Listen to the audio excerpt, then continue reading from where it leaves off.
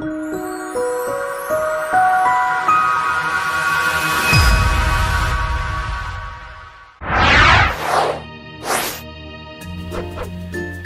ASA members. Today we will focus on the legislature. Yes, we must, because they will impact your practice, and the report that will come out this week from ADE on special education.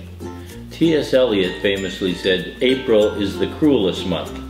But with the AZ legislature still in session, that assertion may be disproved.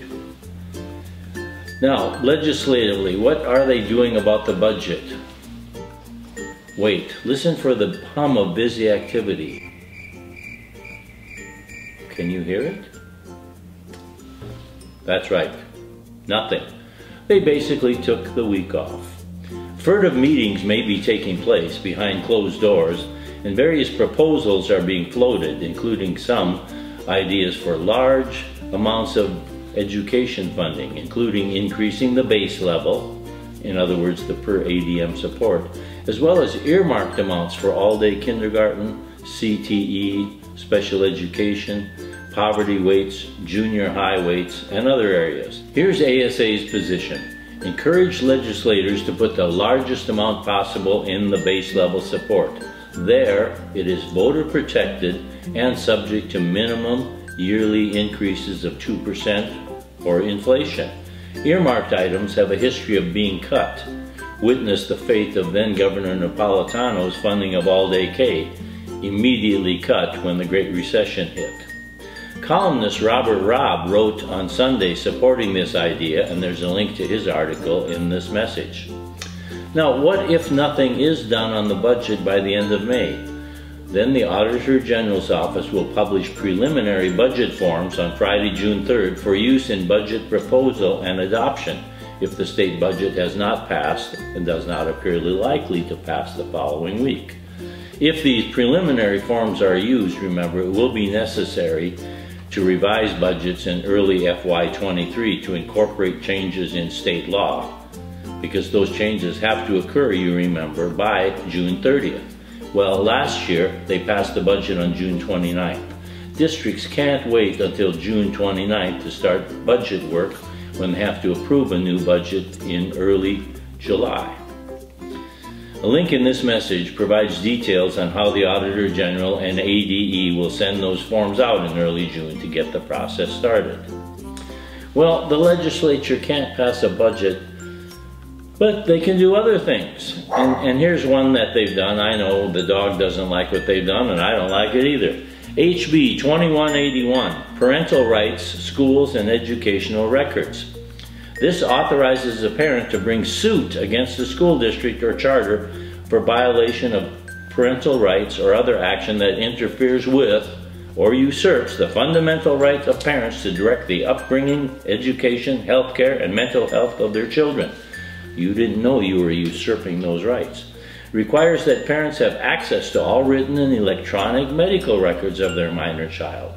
Entitles a parent access to all written and electronic records of a school district or charter school or employee concerning the parent's child, and to all electronic accounts of the parent's child. So get ready for lots of litigation. One of the problems with this law is that records is not specifically defined. RN administrators' handwritten notes while interviewing a student, records that are now discoverable and required to be turned over. How does this law interact with federal laws like FERPA and HIPAA? This summer, ASA will provide a webinar from legal counsel at Udall-Shumway on how districts should handle this issue as soon as the lawyers have actually figured it out.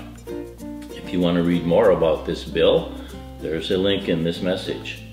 And here's another very important bill they did find time to pass, HB 2707, Moment of Silence.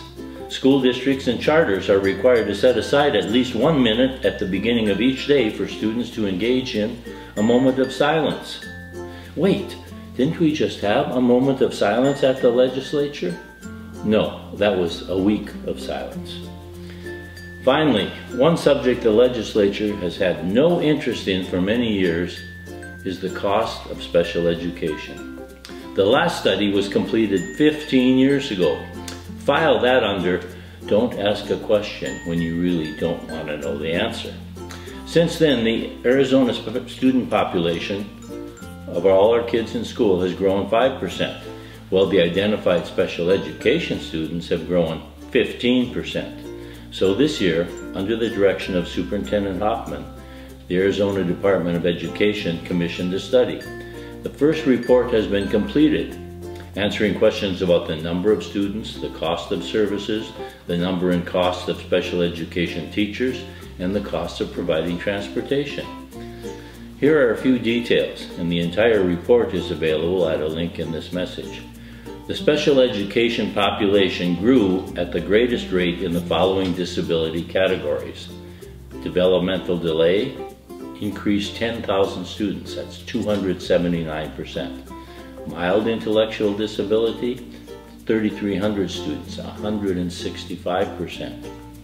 Other health impaired, 8,500 students, that's 150% increase. And autism, 109% increase in autistic kids. This change in student population is the foundation to understand the impact of the student needs and the financial impact on public school districts and charter schools. Now, obviously, funding has not kept pace with these increases.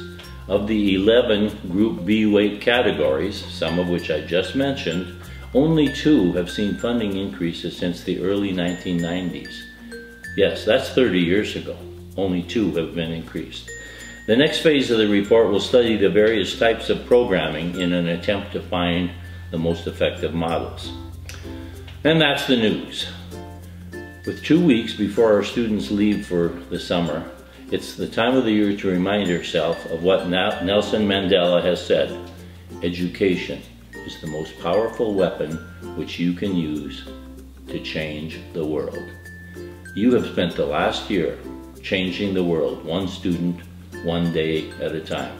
Remember, that is your legacy.